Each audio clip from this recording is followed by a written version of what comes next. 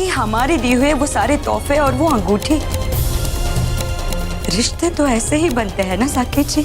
अब तुम तो हमें ना ही बताओ कि रिश्ते कैसे बनते हैं और परिवार कैसे संभाले जाते हैं।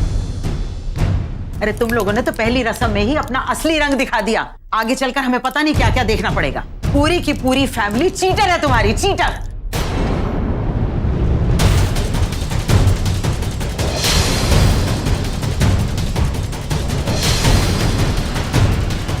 छुटकी,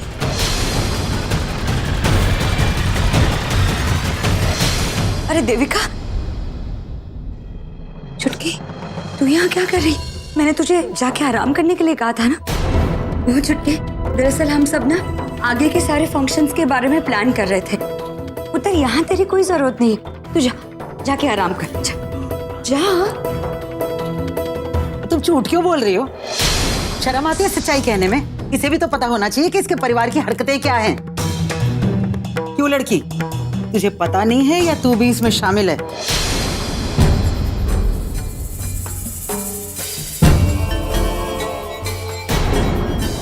साकेत जी, मुझे आपसे अकेले में कुछ बात करनी है। चलिए। उत्तर।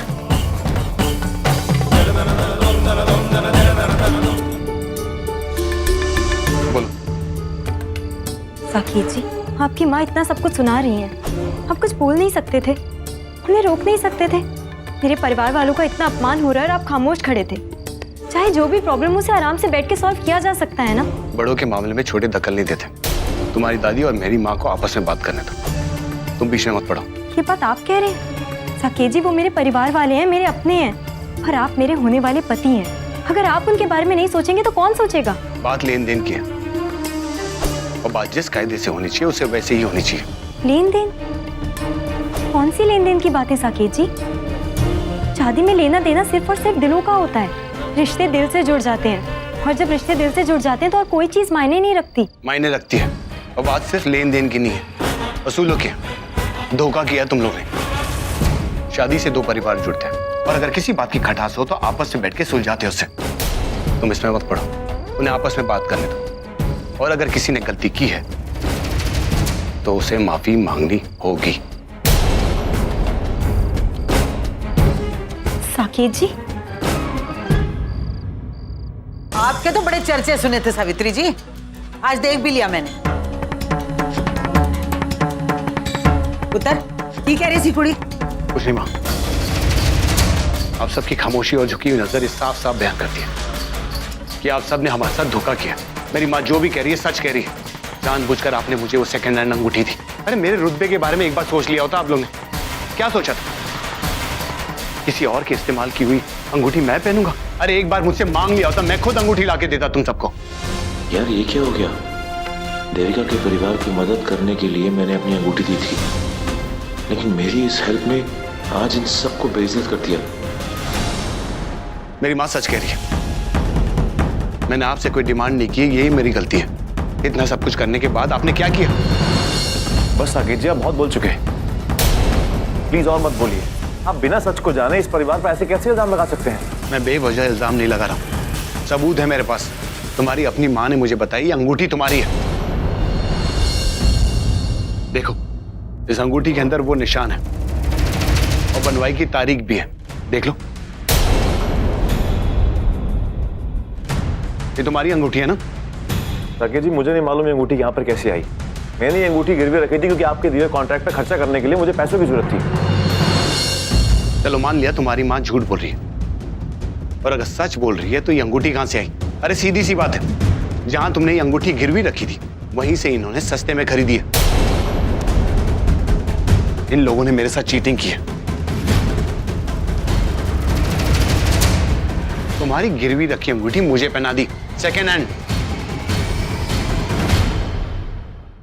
यहीं तो इंडिया मार खा गया साकेत जी। बिना समझे बिना जाने ये समझ लेना कि सच क्या है, वो भी जल्दबाजी में। साकेत जी, सोच आपकी गलत है। इन्होंने अंगूठी उस सुनार से खरीदी है, लेकिन वैसे नहीं जैसा आप सोच रहे हैं। अरे इन्होंने आपका बेवकूफ नहीं बनाया, बल्कि ये लोग बेवकूफ बन के आए हैं वहां से।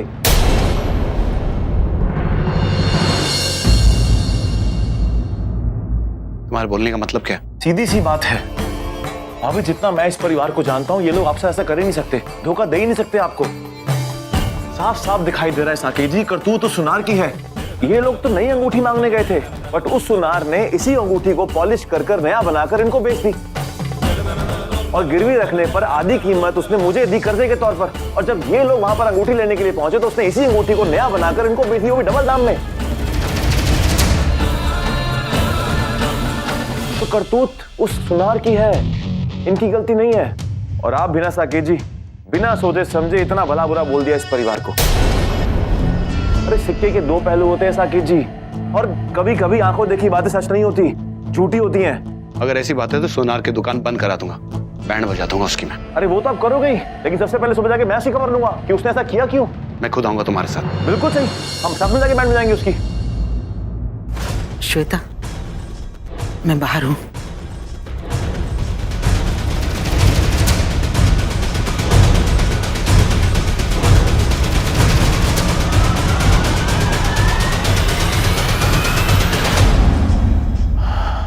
पुत्र, तूने हमारी खातिर। अरे माता जी, इस बात को यहीं अंदर रहने दो। आप बड़ी हैं मुझसे, आप प्लीज हाथ मत जोड़ो मेरे सामने। और अब सब चंगा हो गया, ये बात इसी कमरे में रहने दो, ठीक है? जिंदगी में पहली बार हमने इतनी बड़ी जिल्लत सही, इतना बड़ा अपमान आज तक नहीं साहब ने। बाहर लोग क्या सोच रहे होंगे हमारे बारे में, कुछ समझ नहीं है।